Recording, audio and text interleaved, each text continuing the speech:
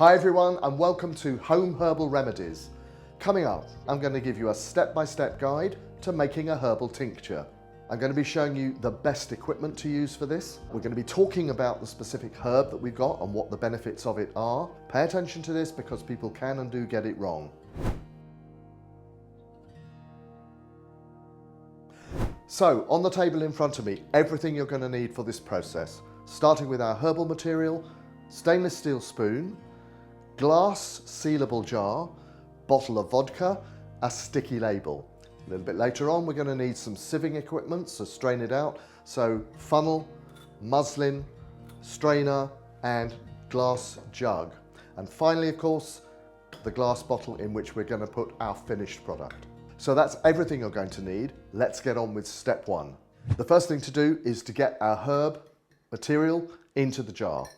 So we're going to fill this jar, it's a litre kilner jar, we're going to fill it half with this rose petal material.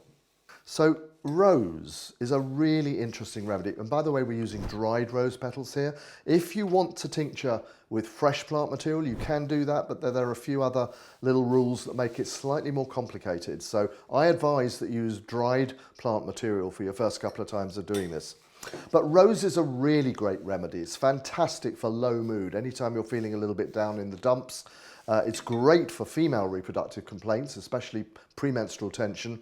And it's actually something of a liver cleanser as well. So it will help you to sort of overcome that sluggishness that sometimes takes over when your liver becomes a little bit challenged. So there we go. We've got half the jar full of our dried rose petals. Next we want to go for the vodka.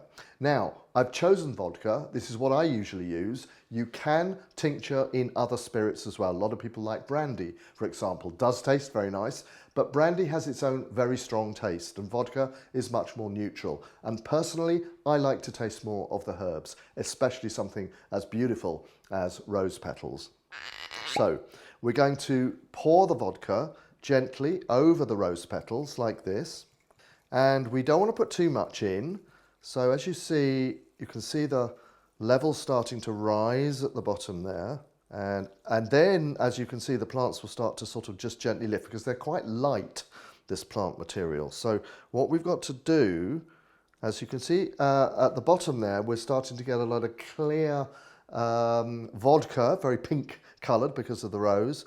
And that tells us that actually if we tamp that down a little bit, we're probably going to be now about at the stage where the alcohol is at the same level as the plants. So a little bit more, because the plant material will absorb the liquid as well. So we want to give it enough so that you can absorb it, but there's not going to be herbal material standing proud of the level of liquid. Okay, so we're just going to pour a little bit on, and now you can see the liquid's actually starting to top up and maybe cover the herbal material. And the last little bit of vodka should actually do this. There we go. So all we need to do now is to seal the jar, and I would just give it a little bit of a shake before we actually settle it down, just to make sure that we've got enough in there. That's absolutely perfect. And then our label. What we've got on that is what the tincture is, rose petal tincture, the date it went into the jar, which we call the date of maceration. Maceration is the process of making a tincture, and that's today's date. And then the nature of the vodka itself, the strength of the vodka, 38% ABV, which means alcohol by volume.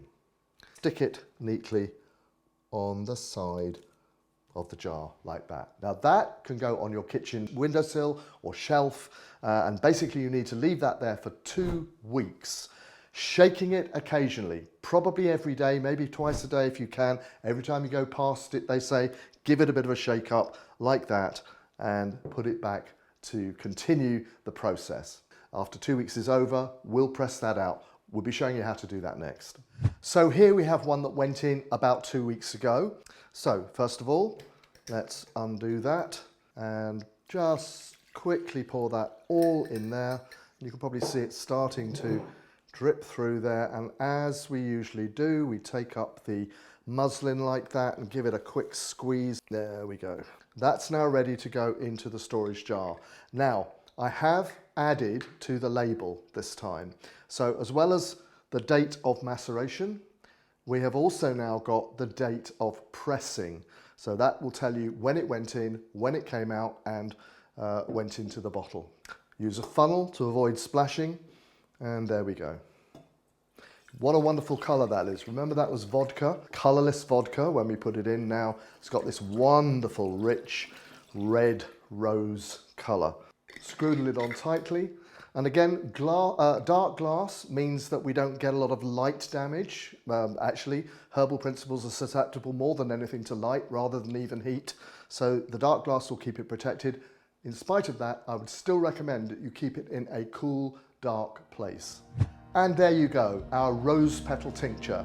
This will actually keep for about 3 years, so you've got plenty to keep you going over that time. So why not give it a go? It's super easy. And let us know how you get on in the comments.